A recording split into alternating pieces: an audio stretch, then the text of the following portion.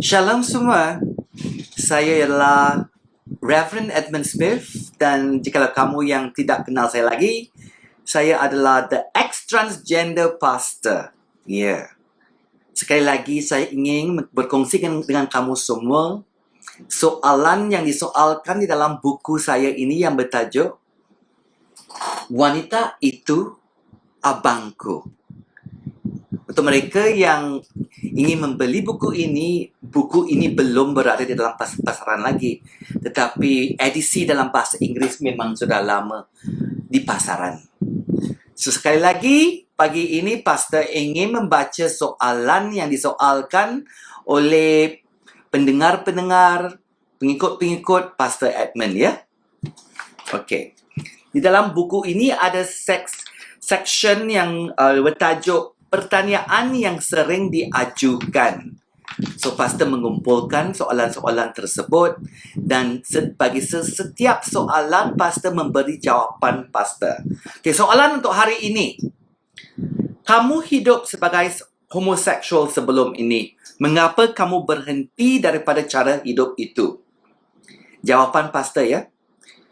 Saya telah meraih cara hidup yang baru. Cara hidup seorang bekas gay. Seseorang masuk ke dalam cara hidup bekas gay dengan keluar daripada kehomoseksualan.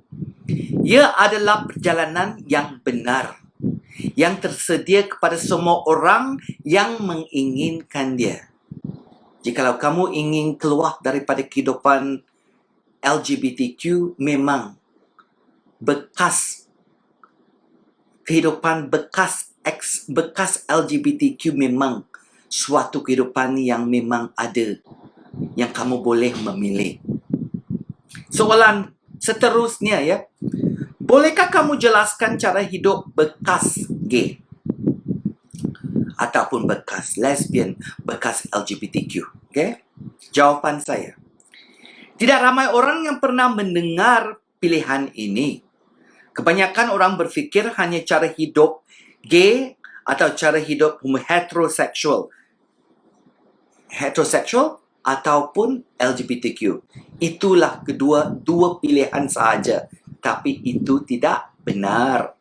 Pada hakikatnya, ada sesuatu di antara peringkat pertengahan sebelum kamu masuk ke dalam kehidupan heteroseksual.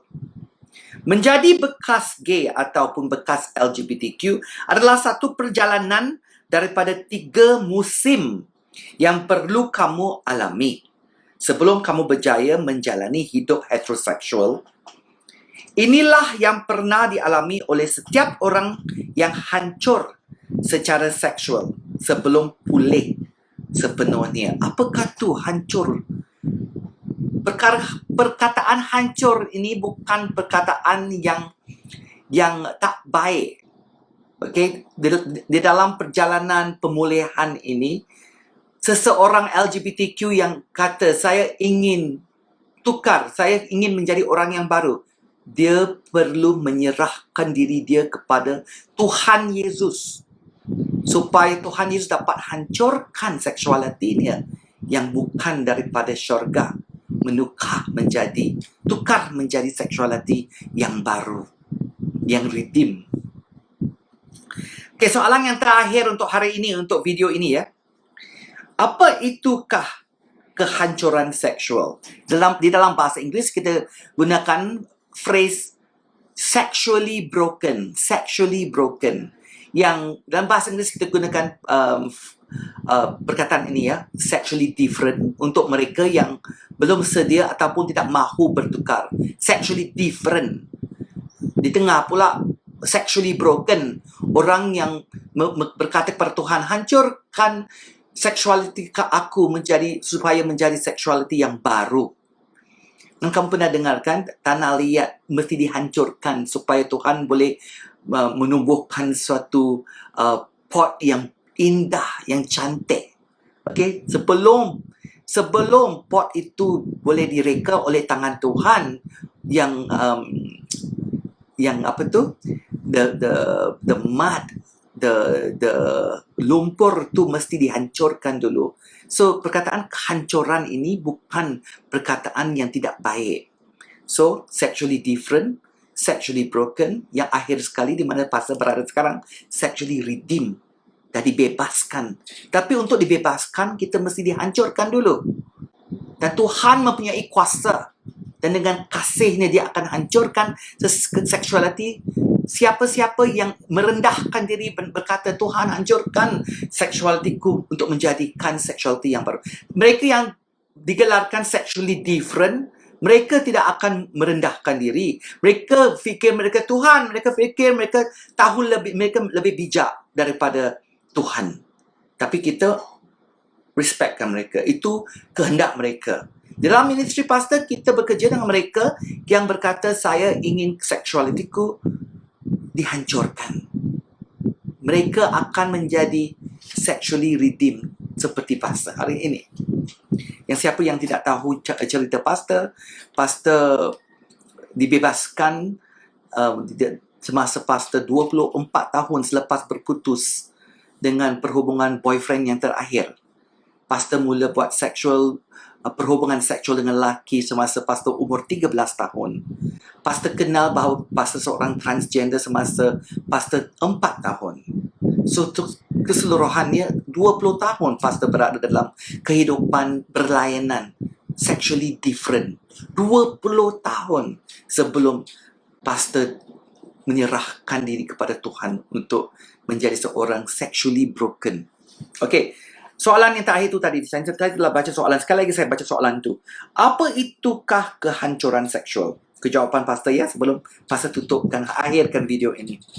Kehancuran seksual adalah seorang yang sudah sampai ke tahap dia mengaku bahawa dia tidak boleh dan tidak mahu meneruskan hidup sebagai seorang homoseksual, bisexual, pedofilia, penzina, LGBTQ dan sebagainya.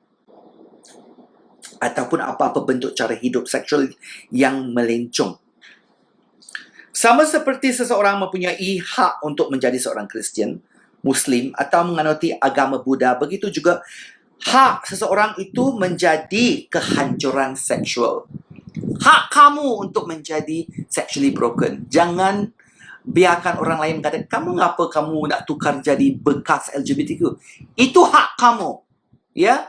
Jangan benarkan sesiapa pun berhentikan kamu untuk berterusan, untuk dibebaskan daripada kehidupan ini. Okay, saya nak baca, pasal nak baca ayat tu sekali lagi. Hak untuk menjadi kehancuran seksual atau tetap memilih menjadi orang yang berbeza secara seksual. Okay, memang hak sesiapa nak berterusan begitu, sexually different, seksual berbeza ataupun kehancuran seksual. Sudah tentu apa saja cara hidup seksual yang berbeza yang kita pilih ada akibat yang harus kita bersedia hadapi. So untuk mereka yang kata degil, mereka kata macam saya dulu kan, pastor dulu untuk sampai umur 24 tahun. Untuk mereka yang kata saya nak berterusan begini, saya nak berterusan memeluk kehidupan LGBTQ. Memang hak mereka, tetapi bersedialah consequences dia. Apa yang kita pilih memang mempunyai consequences. Kamu pilih untuk makan makanan yang tidak sihat, ada consequences, ada akibatnya. Okay? Pilihan kita mempunyai consequences. Setiap pilihan mempunyai akibatnya. Alright? Sekian mendengar, menonton. Okay, pastor harap kamu telah belajar sesuatu daripada video hari ini. Okay, tolong share untuk mereka yang perlu dengar message yang penting ini. Okay, message sexuality memang satu message yang perlu didengar oleh semua orang. Shalom. Jumpa lagi.